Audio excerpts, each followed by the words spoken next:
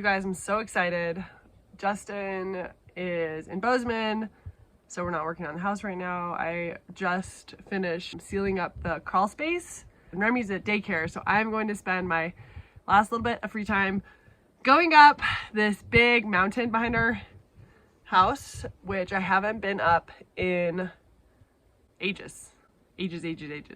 So many ages that it's not even funny. So I'm gonna go on a quick run, hike thing, adventure, and show you guys the views from the top. And I'm so excited about it. So let's go.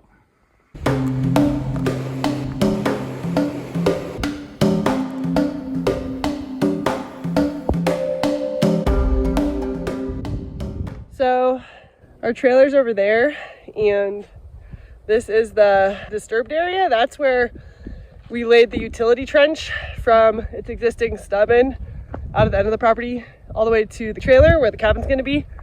And one of the things that's going on out here that is annoying and something we're gonna have to manage is that because of this disturbed area, like all along this trench and all the disturbed areas around our house and our future site and all that kind of stuff, noxious weeds like to grow in disturbed areas, which is one of the reasons why they're so problematic. So we have a ton of knapweed and a ton of hound's tongue coming in. This is obviously the first year that they're here, but look how fast it grows. Look at this freaking knapweed. Like, it's really tall already. So we're gonna have to manage that. I'm not sure about goats or spraying or what the best solution is. I would love to hear from you guys so I can kind of start doing my research a little bit over the winter. So if you know anything about managing noxious weeds and how you do it, best practices and maybe worst practices so I can avoid those, that would be great. Please drop a comment below with that information. That would be super helpful. Thanks, guys. Whew. This is where I found that bighorn sheep skull a little bit ago. Actually, I found that bighorn sheep, I think last summer. Yeah, it was last summer. And I included it in our video where we drilled a well from earlier this spring. If you haven't watched it, it's right here.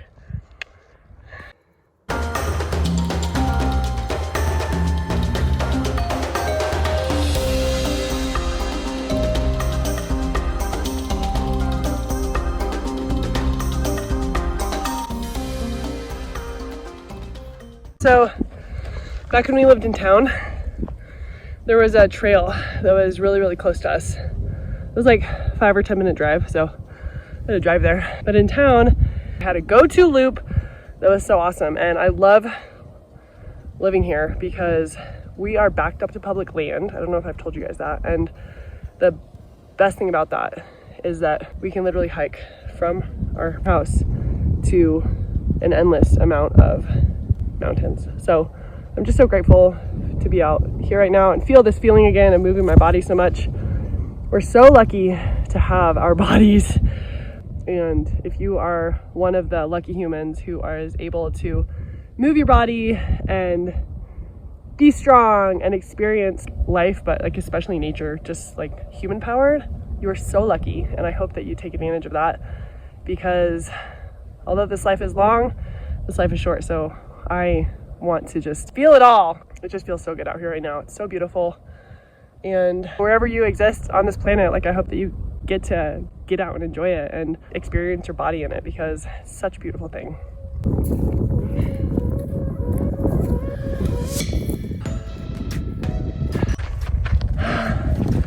Almost to a top. Right there. Justin saw a bear on our property last week, so I almost forgot this baby, but I turned around and ran back to get it because that would be dumb. Yay, the top! Oh man.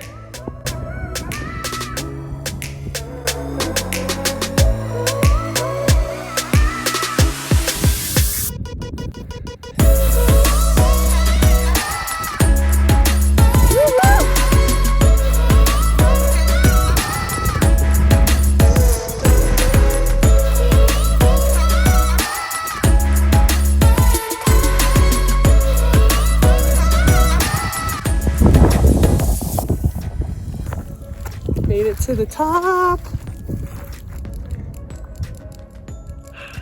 I feel so grateful right now and alive and healthy. I'm just getting over a cold right now, and this is the first day that I'm actually able to like get after it. My lungs feel clear finally, and freaking heck, guys. Freaking heck, guys. It is just a beautiful, beautiful world.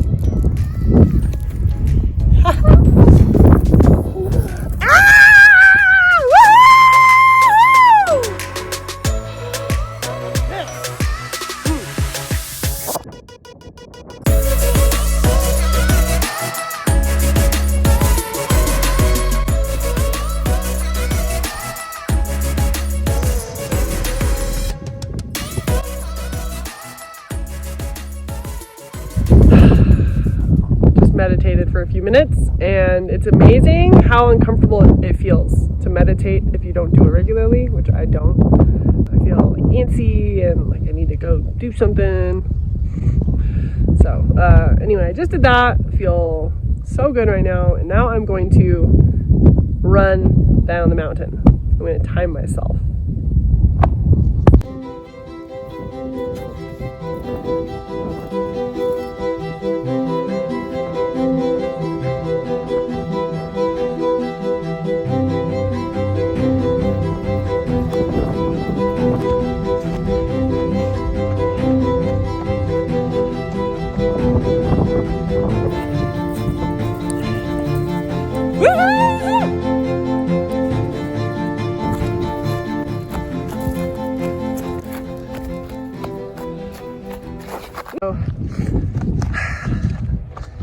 I heard this thing once that I really love. It was like, want to know how you can get a beach body?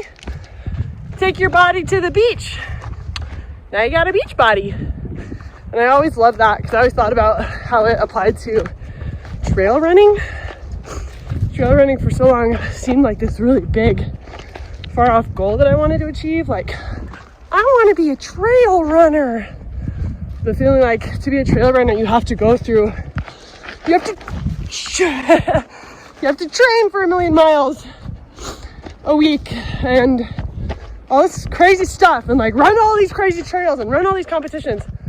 It's not true. Freaking go hike up a trail and then freaking run down it or run around it. Maybe run up it. You just put some freaking shoes on and some clothes and you just go out and you do it. And now I'm a trail runner. Trail runner.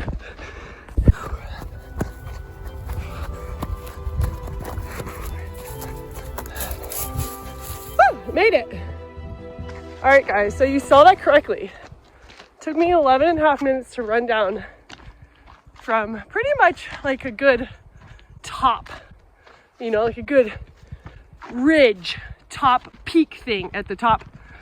I mean, there's more I could go. Like I said, we're backed up to public land, so I could be going forever, but there's like one specific point up there that feels like a good stopping point for like a little loop if you wanted to go to loop. I think it took me like 30 to 40 minutes to hike up it. And I was taking my time. It was really steep. There's a lot of relief. See, look at all this. Look at all this thistle. It's so nasty. This is thistle. This is a rosette for hound's tongue. This is what it looks like when it's young, so it's pointless for me to try to pull it now because I'll just get sucked into this pulling frenzy, and I gotta get going to pick up Remy soon. Now I'm gonna go jump in the river. I have to go and get Remy and go into town soon, so I got a little sweaty on my hike, so this is gonna be way faster and more fun way to clean myself.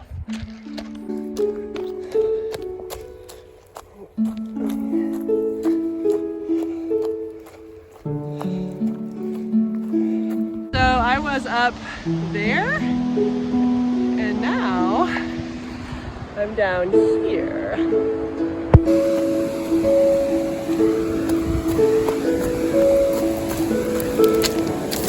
I left these here last night. I had to come and get them anyway.